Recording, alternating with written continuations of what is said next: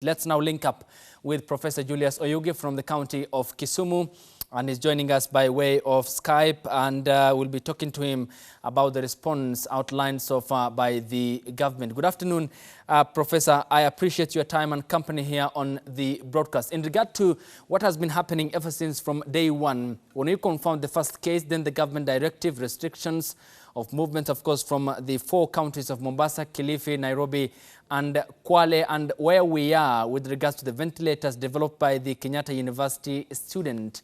What is your take in regard to the response? Are we faring well? Thank you, Ayub, for having me once again. I think since we identified the first cases of COVID-19 in this country, the government has done a good job so far. Remember, the initial cases were imported cases. They were able to, net down, pick these individuals and their contacts, isolate them, quarantine them, test them, and from there we have been seeing the numbers of those who are positive for COVID-19. The government also have put in place stringent measures like social distancing, restriction of movement in various towns, as you have mentioned, and the development of ventilators by our own students from this country. Everyone seems to be playing a role in the fight of COVID-19, and I think so far, as you can see our numbers, the numbers are still very low if you compare ourselves with other countries. So the government has done a good job so far. All right, and in terms of of course, this innovation, does it bring to the fore, or does it lay bare that there is a capacity in ourselves or amongst us that we have been incapacitating? And how do we build on that in terms of Kenya becoming an innovation hub, not only for the coronavirus pandemic, even in the post-corona world? Then it's inevitable for another pandemic, it will crop up. Then how do we play our role in the future, in the foreseeable future?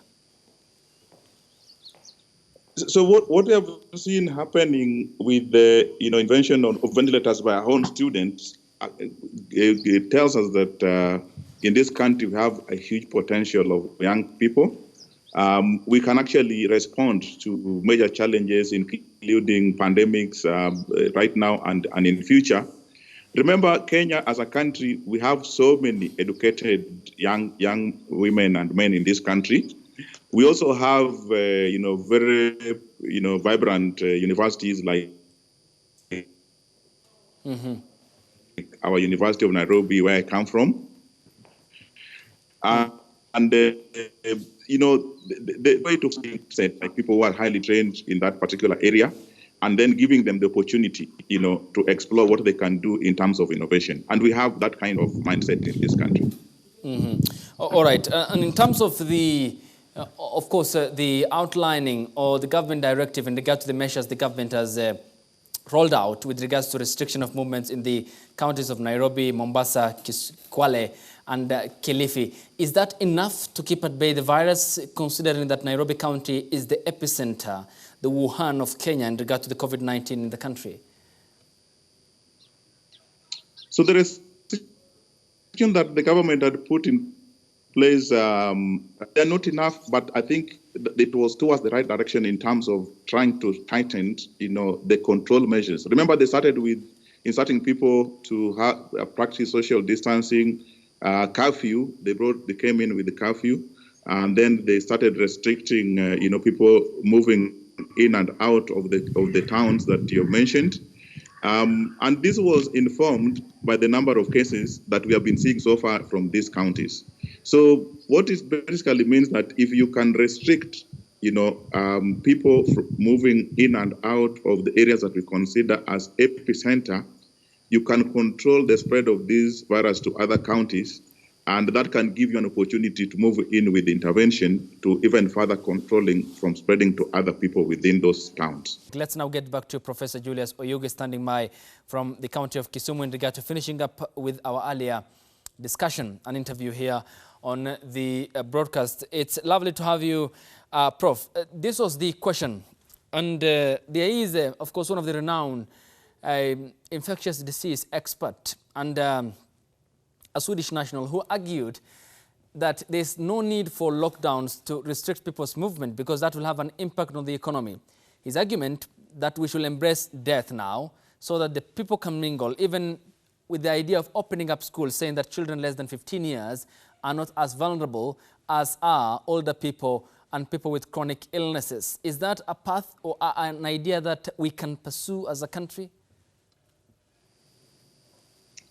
You remember in Kenya, we have not actually reached a stage of what we call lockdown so far. What the government has been doing is, trying to bring in measures as they monitor the number of new cases and where they're coming from. And, each country is different in terms of how they fight, the spread of COVID-19. And Kenya is different from other countries. Remember, one of the things, and this is my fear as a virologist about this COVID virus, is that, if you get infected with COVID-19, 80% of those who test positive end up with what is called a mild disease.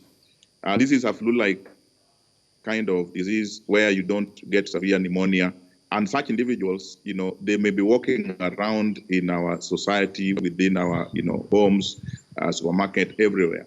If you have a large number of such people walking around in your country, they could be children, they could be young people, but it will now bring the element of more elderly people getting infected as a result of a large number of young people who have mild disease being infected. And that can be very dangerous.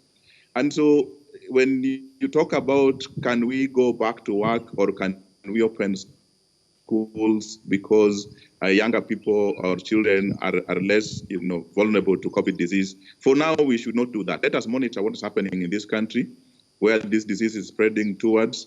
We are seeing very good numbers in terms of very low number of people getting testing positive. Asante sana. Then one final question in regard to, of course, the making up of the ventilator. And that's a good thing for All right. In regard to the ventilators, which is one of the most sought after commodity in the world in regard to the COVID-19 pandemic response by the global international community. Here in Kenya, of course, it's a sigh of relief and perhaps hope on the horizon, seeing Kenyan university students developing that. Of course, we talked about this during the opening statement. But does it again lay bare what appears to have been the absence in the lack of a political and policy will by the government? Should they have done this before, then it means that we ought not to be struggling now when we are in the midst of this calamity. Ayub, I also lost you earlier. I only heard the last part of your question. Could you please repeat the question again? Okay, let me retake the question. In regard to the innovation of the ventilators by university students in the country, the Kenyatta University, does it again lay bare the absence before or previously of a policy and a political will for that development to have happened? And now that we're in the midst of calamities, struggling to get the ventilators, as are other countries across the globe, that we ought not to be if we have developed this earlier. All right, we seem to have lost the professor again in regard to that final question with regards to, of course, his take. My director is telling me that he is still online. So, Prof, this is the final question. We still have been talking about the ventilators developed by Kenyatta University students here in the country. Does it lay bare the absence previously of a policy and a political will for them to undertake that? And in the midst of a calamity, we are struggling. What if we have done this earlier if the will was there from the policy-making bodies in the country?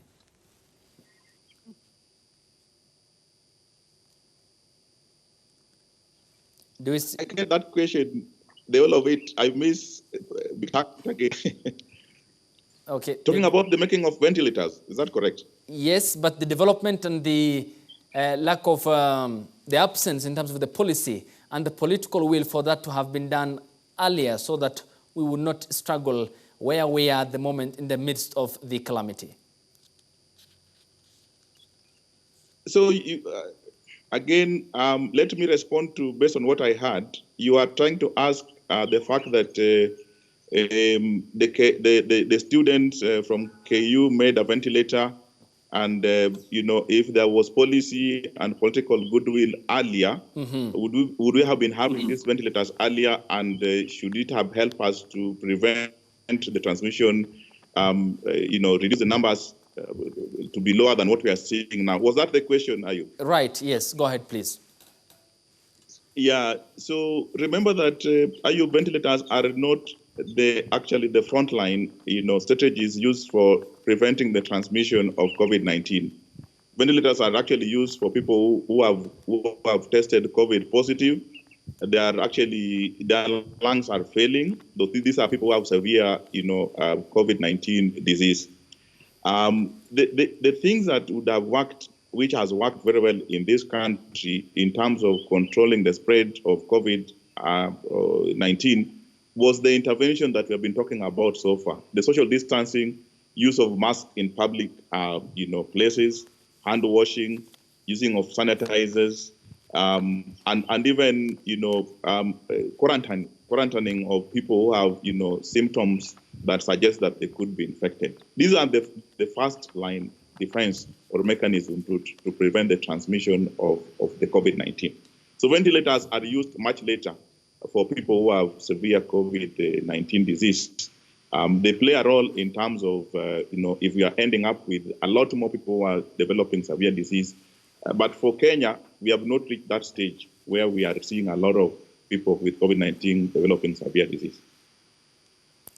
All right, Professor Julius Oyugi joining us from the county of Kisumu here in the country in regard to, of course, the coronavirus pandemic and the so far laid out response by the government, whether that's enough to stave off the country in terms of the health crisis that is morphing out to be economic crisis, and when that is likely going to be precipitating a global recession as per, of course, the estimates given by economists in the country and beyond. Thank you so much and good afternoon. Thank you, Professor Oyugi. He is virologist at the University of Nairobi and at the Department of Infectious Unit at the same institutions.